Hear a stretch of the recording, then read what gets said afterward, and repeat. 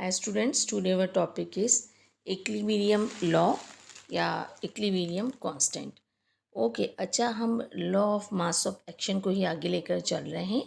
इसी ही टॉपिक को ये आगे कवर कर रहा है. हमने लॉ ऑफ मास एक्शन पूरा डिटेल में पढ़ा था. अब आगे वो इक्विलिब्रियम कांस्टेंट या केसी किस तरीके से आता है या उसको किस तरह से हम ड्राइव करके लेकर आते हैं, इसके लिए हम एक जनरल इक्वेशन देखेंगे, क्योंकि इसको बेसिक से लेकर मैं चलूँगी ताकि आप लोगों के लिए समझने में थोड़ा आसानी हो. ओके अच्छा, अब ये देखिए सिंपल सी एक इक्वेशन है आपकी ए प्लस बी. ऑल राइट, ये एक रिवर्सिबल रिएक्शन है. ए प्लस बी आपके रिएक्टेंट हैं. देखें फॉरवर्ड और रिवर्स दोनों हो रहा है, क्योंकि इक्विलिब्रियम लॉ या लॉ ऑफ मास एक्शन ये रिवर्सिबल रिएक्शन पर ही होता है. तो सी और डी जो है आपके प्रोडक्ट बने. ओके अच्छा, अब यहाँ पर देखिए हम इसकी जो हम बात करेंगे इस जनरल इक्वेशन की, हम ये कह सकते हैं कि एट इक्विलिब्रियम पॉइंट. अब इक्विलिब्रियम पॉइंट पर जो है, जैसे कि हमने पहले भी पढ़ा जब हमारे पिछले टॉपिक थे रिवर्सिबल रिएक्शन में या इरिवर्सिबल रिएक्शन क्या होता है. उसमें इरिवर्सिबल में तो फॉरवर्ड और रिवर्स नहीं थे, रिवर्सिबल में दोनों चल रहे थे. सो वहाँ पर इक्विलिब्रियम पॉइंट भी आया था, जिसको हमने ग्राफ के ज़रिए से समझा था. अब एट इक्विलिब्रियम पॉइंट हमको ये पता है कि रेट ऑफ फॉरवर्ड रिएक्शन, यानी कि फॉरवर्ड रिएक्शन की जो स्पीड होती है, ठीक है, हम उसका कह सकते हैं कि is equal to rate of reverse reaction. अब फॉरवर्ड रिएक्शन की जो स्पीड होती है, रेट होती है, वो रिवर्स रिएक्शन की रेट के बराबर होती है. जितनी तेज़ी से फॉरवर्ड रिएक्शन हो रहा होगा उतनी ही तेज़ी से रिवर्स रिएक्शन भी हो रहा होगा. यही था इक्विलिब्रियम पॉइंट. ओके, अब थोड़ा सा इसको आगे लेके चलते हैं. उसी इक्वेशन को ए प्लस बी से हमारे पास क्या बना, सी और डी बना. ठीक है, रिवर्सिबल रिएक्शन है. ओके अच्छा, अब ये देखें कि हम इसमें इक्विलिब्रियम कांस्टेंट कैसे फाइंड आउट करेंगे. सबसे पहले हमने कहा कि rate of forward reaction is directly proportional to. ठीक है, rate of forward reaction is directly proportional to, ये क्या होगा, आपके रिएक्टेंट हैं. ठीक है, ए प्लस बी. सो हमने ये कहा कि ए की molar concentration and B molar concentration में. ठीक है, इसको मोलर कंसंट्रेशन में ही लिखेंगे. ये इसका एक्टिव मास भी लोग इसको कहा जाता है, या फिर मोलर कंसंट्रेशन भी कहा जाता है. ये आपकी मोलर कंसंट्रेशन है, यही इस पर डिपेंड करती है. ओके अच्छा, ओके मैं इसको सिंपल लिख देती हूँ, एक्टिव मास. ठीक है अच्छा, तो यहाँ पर देखिए अगर कोई पावर होती तो वो इसके ऊपर आती, इस ब्रैकेट के ऊपर. Rate of forward reaction directly proportional to होता है इनकी कंसंट्रेशन के, ए और बी जो कि आपके रिएक्टेंट हैं. अब इसी को हम आगे लेकर चलेंगे. हम रेट आर में इससे मीनिंग्स होते हैं रेट, और एफ मीन होता है फॉरवर्ड. ठीक है, इस डायरेक्टली प्रोपोर्शनल टू मैंने इसको स्मॉल फॉर्म में लिख दिया, ए एंड बी. ए की मोलर कंसंट्रेशन एंड बी की मोलर कंसंट्रेशन. अब मुझे क्या करना है, इस प्रोपोर्शनल का जो साइन है ना, इसको ख़त्म करना है. इसको ख़त्म करने के लिए यकीनन कोई कांस्टेंट आएगा. अब वो कांस्टेंट क्या होगा, के एफ. ठीक है, के क्या है, कांस्टेंट है. F mean forward reaction, A and B, A की कंसंट्रेशन एंड बी की कंसंट्रेशन. ओके, तो यहाँ पर तो देखिए हमारा फॉरवर्ड रिएक्शन हो जाता है पूरा. अब आइए आप rate of reverse reaction, rate of reverse reaction पे. जिस तरह से रेट ऑफ फॉरवर्ड रिएक्शन ए और बी के डायरेक्टली प्रोपोर्शनल था, इस तरह से ये सी और डी के या प्रोडक्ट के जो सब्सटेंस हैं उनकी मोलर कंसंट्रेशन के डायरेक्टली प्रोपोर्शनल है. सही है. अब यहाँ पर भी सिंपल हम आर और स्मॉल आर मैंने लिखा है, यानी कि ये जाहिर कर रहा है रिवर्स रिएक्शन को, is directly proportional to C and D. ठीक है अच्छा, अब मुझे यहाँ पर भी एक प्रोपोर्शनल का साइन ख़त्म करना है, तो उसके लिए मैंने लिखा K and F, K and R sorry, reverse reaction के लिए सी एंड डी की मोलर कंसंट्रेशन. ठीक है अच्छा, अब इसको हम के एफ जो होता है आपका, हम ये कह सकते हैं ये A and B molar concentration दोनों की ये बराबर होती है के आर सी एंड डी की. देख लिए ये इक्विलिब्रियम पॉइंट आ गया है जहाँ पर इन दोनों की अब मोलर कंसंट्रेशन जो है बराबर है. अब हमें तो एक दोनों का मिला के एक कांस्टेंट फाइंड आउट करना है ना, तो हमने इसकी रेशियो निकाली के एफ अपॉन KR। ठीक है, यहाँ मैंने लिखा C&D divided bye upon A की मोलर कंसंट्रेशन एंड B की मोलर कंसंट्रेशन। ठीक है, कंसंट्रेशन, मोलर कंसंट्रेशन के साइन को ज़रूर शो करना है। ठीक है, ये क्या है, आपका प्रोडक्ट है। C और D जो है आपकी प्रोडक्ट की कंसंट्रेशन है, प्रोडक्ट कंसंट्रेशन। ये हमेशा ऊपर आएगा, न्यूमरेटर में आएगा। ठीक है, A एंड B जो होता है हमेशा डिनोमिनेटर में आता है, अपॉन के यानी नीचे आता है। ये आपकी रिएक्टेंट कंसंट्रेशन है। ए और बी आपके क्या है, रिएक्टेंट हैं। Okay,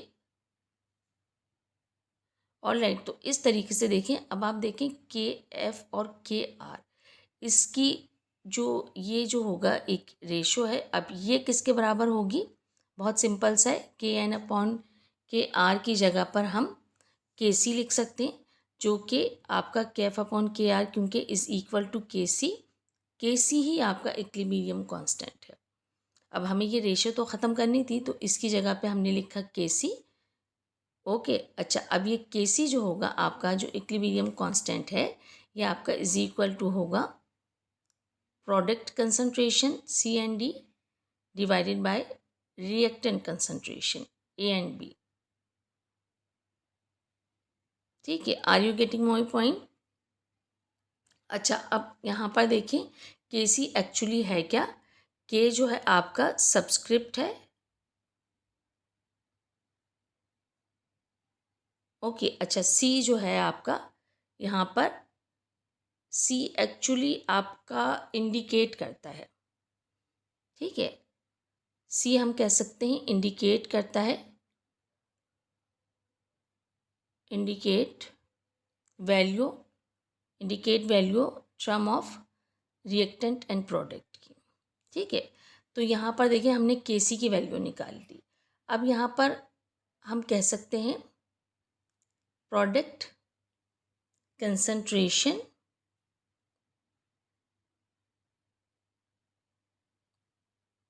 numerator. प्रोडक्ट कंसंट्रेशन जो होती है वो क्या होती है, न्यूमरेटर होती है, यानी अबव द लाइन होती है। और रिएक्टेंट कंसंट्रेशन हमेशा, ठीक है, रिएक्टेंट कंसंट्रेशन क्या होगी,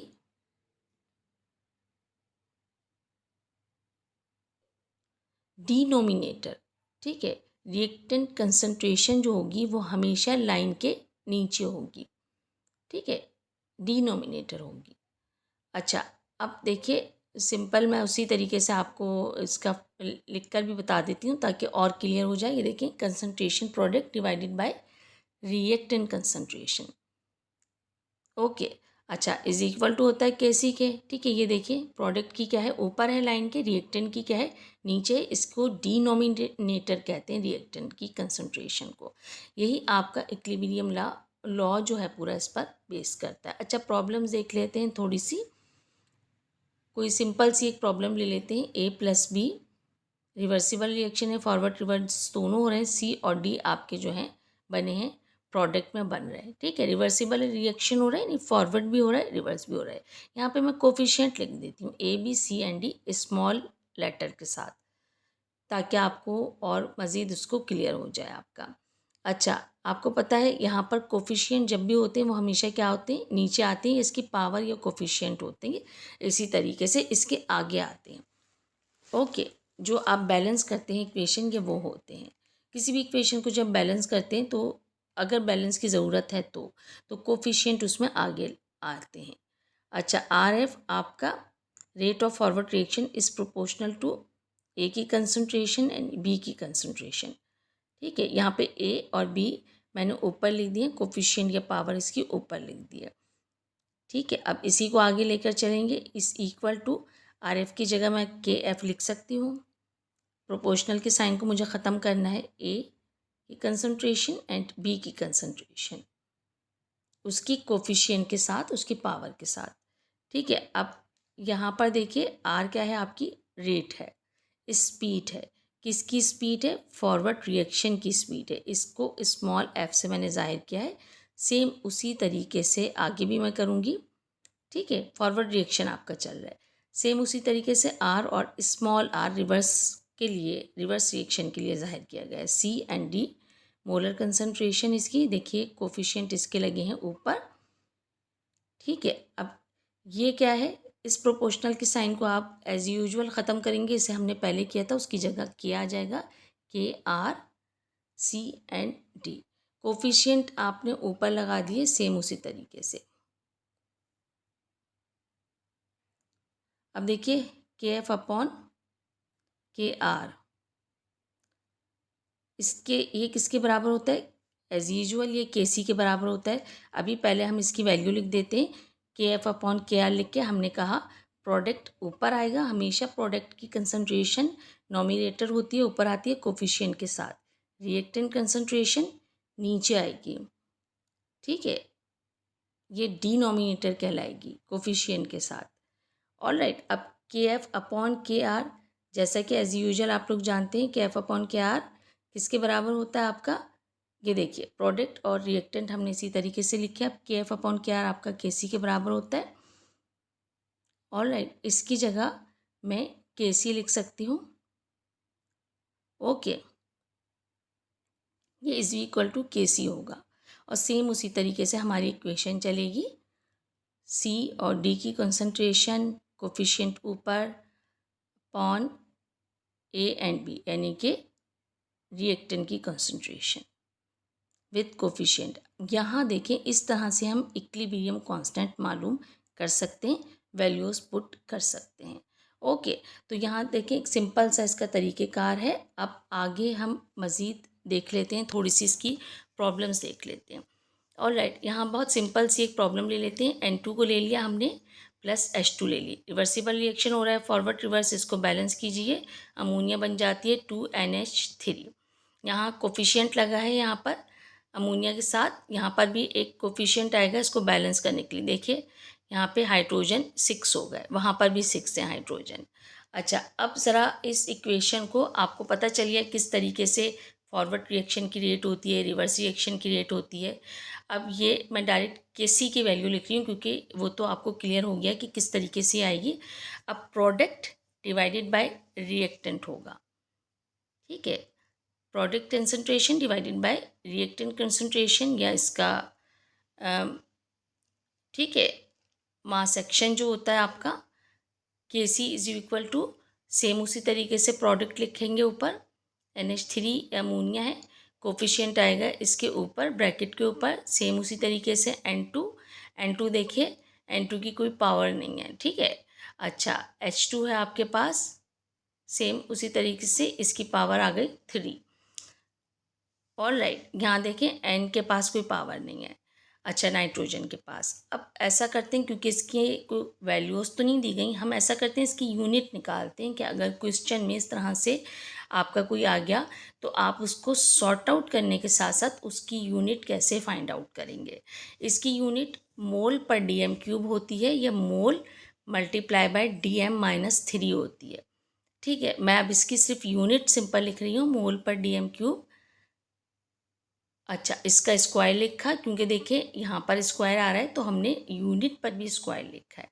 नाइट्रोजन पे भी क्या होगा, इसकी भी सेम मोल पर DM³ होगी, लेकिन यहाँ पर नाइट्रोजन के आगे कोई कोफिशिएंट नहीं है, ब्रैकेट के ऊपर कोई पावर नहीं आ रही, तो सिर्फ मोल पर DM³ होगी। ऑलराइट, इसी तरीके से हाइड्रोजन की देखें, मोल पर DM³ होगी और इसका क्यूब होगा, ठीक है। अच्छा, यहाँ पर देखिए होगा क्या, अभी आपस में कैंसिल होंगी, स्क्वायर से क्यूब का वो हम कैंसिल करेंगे तो क्या होगा, इसकी पावर अब 3 के बजाय 1 रह जाएगी, ठीक है। You got it. तो देखिए इस तरीके से इसकी पावर 1 रह गई है। अब मज़ीद इसको थोड़ा सा आगे लेकर चलते हैं। अब हमने कहा 1/1 मोल क्या हो गया आपके स्क्वायर की फॉर्म में आ गया।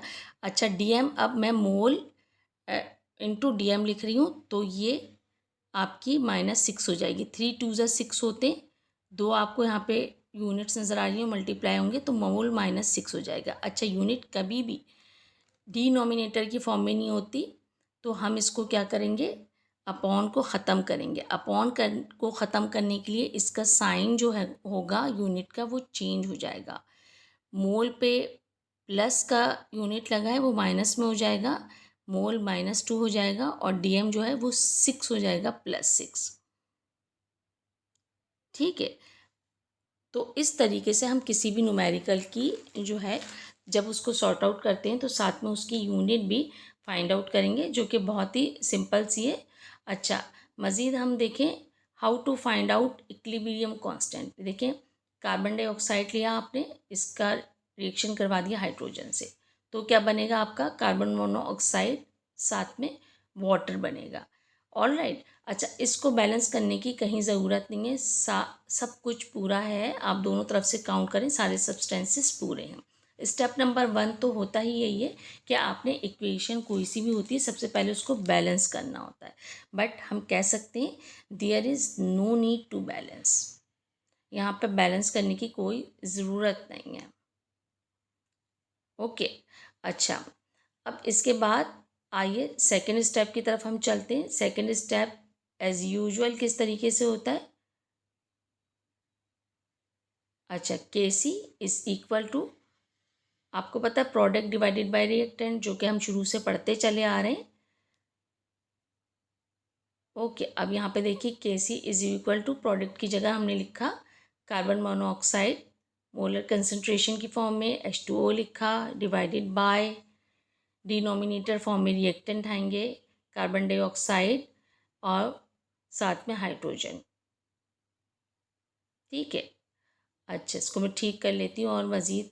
अच्छा, अब ये देखिए कि इस तरीके से हमने इसको लिखा क्योंकि ये कोई न्यूमेरिकल नहीं है, सिर्फ आपको समझाने के लिए वैल्यूज़ किस तरह पुट करते हैं।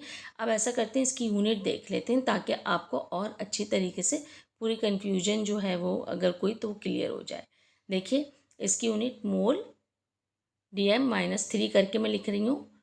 मोल इंटू DM-3, अगर अपॉन में होता तो DM³ होता, यानी +3 की फॉर्म में होता। दूसरी भी देखिए, मोल DM-3, यहाँ पे देखिए कोई कोफिशिएंट नहीं आया था, कोई पावर नहीं आई थी, तो यूनिट में भी कुछ इस तरीके से नहीं आ रहा। सेम उसी तरीके से हम यूनिट लिखी, सारी सब आपस में कैंसिल हो जाएंगी। रिएक्टेंट और प्रोडक्ट की यूनिट्स बराबर आ रही हैं, सब कैंसिल हो जाएंगी, तो नो यूनिट। इस आपके न्यूमेरिकल में कोई यूनिट नहीं है, तो ऐसा न्यूमेरिकल भी आपका एग्जाम्स में आ सकता है। ओके। अच्छा, अब एक न्यूमेरिकल ले लेते हैं।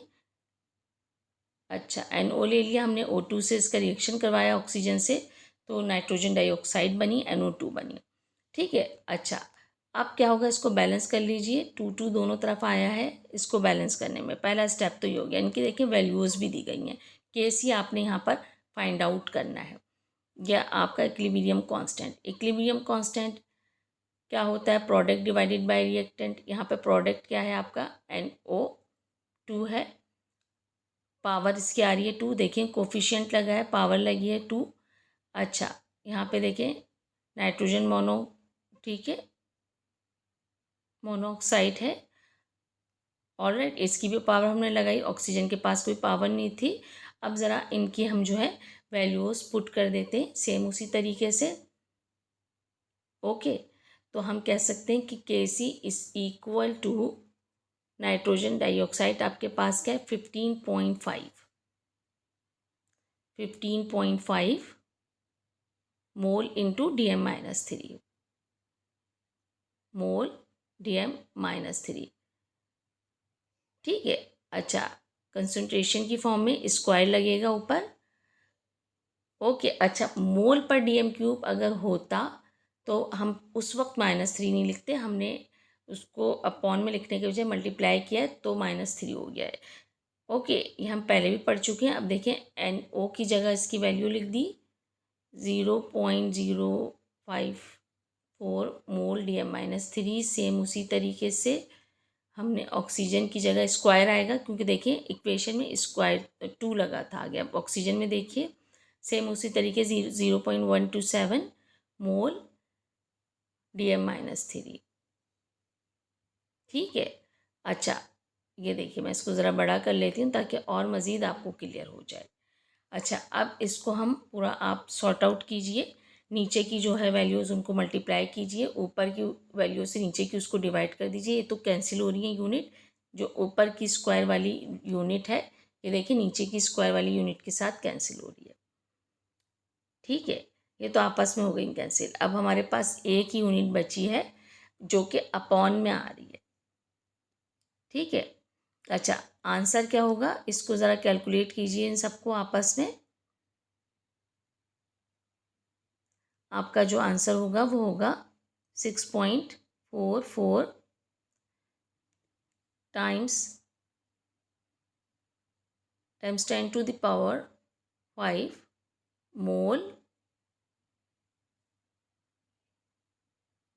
मोल इनवर्स और DM³। ठीक है, क्योंकि अपॉन में आ रही थी, हम अपॉन में तो नहीं लिख सकते उसको। ठीक है, डिनोमिनेटर में नहीं लिखते। देखिए ऐसे आती है आपके पास मोल और DM-3, ये देखिए 1 करके। तो वैसे तो हम नहीं लिख सकते, वो तो ठीक होती ही नहीं है।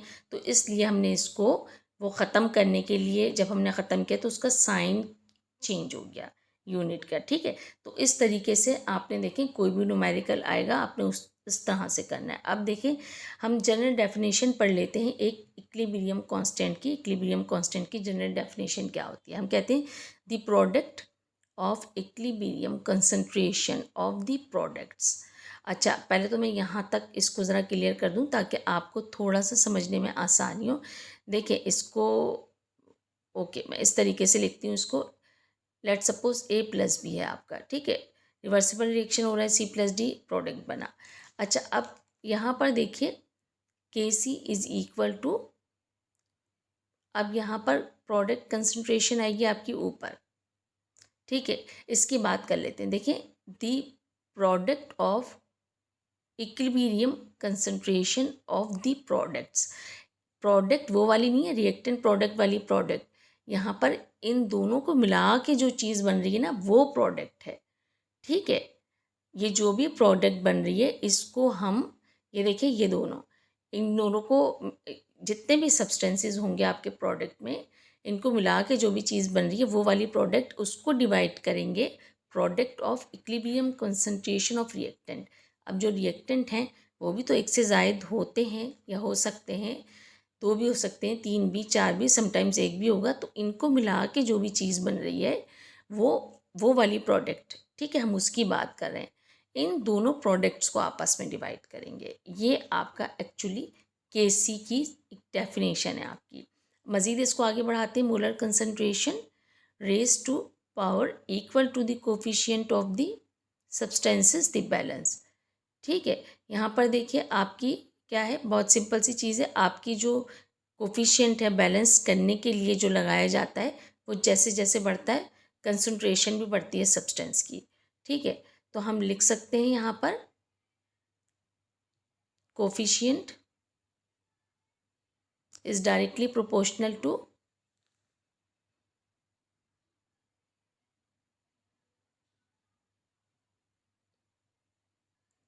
concentration substances।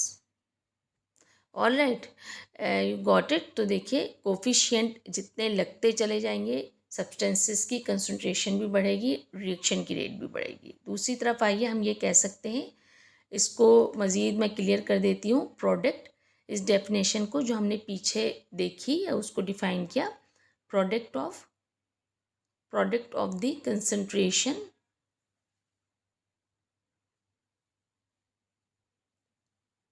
Concentration of products. ठीक है, डिवाइडेड बाय, यानी कि प्रोडक्ट्स की कंसंट्रेशन, जो आपस में प्रोडक्ट्स मिल रही हैं, जितने भी सब्सटेंसेस हैं उसको हम डिवाइड करेंगे product of the concentration reactant. ठीक है, जितने भी रिएक्टेंट में सब्सटेंसेस यूज़ हो रहे हैं उनकी भी तो एक प्रोडक्ट बन रही है ना, वो प्रोडक्ट की कंसंट्रेशन से डिवाइड होगी। ठीक है, प्रोडक्ट्स जो बन रही हैं प्रोडक्ट की। ठीक है, यहाँ क्लियर हुआ आपको, जितने भी सब्सटेंसेस होंगे उसको हम ऐड करेंगे ना, कि उन सबको मिला के क्या कंसंट्रेशन हो रही है। तो सी एंड डी यहाँ पे देखें सिंपल प्रोडक्ट है, ए एंड बी क्या है आपका रिएक्टेंट है। तो इस तरीके से टोटल उसका जो अमाउंट होता है वो डिवाइड बाय होता है। ये देखिए ये रिएक्टेंट की concentration A and B, C and D क्या है आपकी प्रोडक्ट्स की कंसंट्रेशन, यानी ये प्रोडक्ट है इनको मिला के, ठीक है, इसको हम कहेंगे ये प्रोडक्ट है, ठीक है। यहाँ पे देखें इसको कलेक्ट करेंगे जब आप जमा करेंगे ये प्रोडक्ट, ठीक है, रिएक्टेंट की प्रोडक्ट और प्रोडक्ट की प्रोडक्ट, ठीक है। रिएक्टेंट्स जितने भी यूज़ हुए हैं, प्रोडक्ट्स जितने भी यूज़ हुए हैं, उनकी प्रोडक्ट आपस में डिवाइड होगी। ये इसकी एक जनरल डेफिनेशन है जो कि आपको थोड़ी क्लियर होनी चाहिए। इसमें हम कह सकते हैं यहाँ पे substance concentration is directly proportional to number of coefficient. जैसे कि हमने वहाँ पर बात पढ़ी, नंबर ऑफ कोफिशिएंट जैसे जैसे बढ़ेंगे आपके सब्सटेंसेस की कंसंट्रेशन भी वैसे वैसे बढ़ती चली जाएगी, ठीक है। अच्छा, ये आपकी जो इक्वल करते हैं ना, आप बैलेंस करते हैं जो इक्वेशन को, सॉरी, उसमें वो चीज़ होती है, कोफिशिएंट लगाए जाते हैं। सो इस तरीके से हमारा यहाँ टॉपिक कंप्लीट होता है and you have to practise. Good luck, good bye.